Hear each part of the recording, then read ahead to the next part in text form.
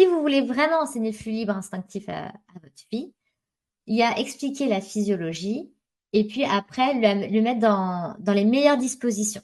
C'est-à-dire l'équiper avec des bonnes culottes menstruelles, mais l'équiper pour qu'elle soit en sécurité, qu'elle se sente à l'aise, comme ça si elle est à l'école, eh ben, elle est bien en sécurité, etc.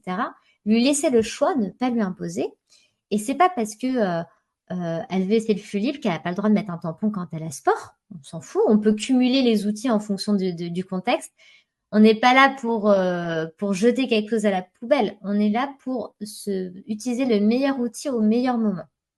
Et réintégrer cet outil du flux libre qui est quand même la maîtrise de notre corps, qui est pour moi, je trouve, absolument essentiel.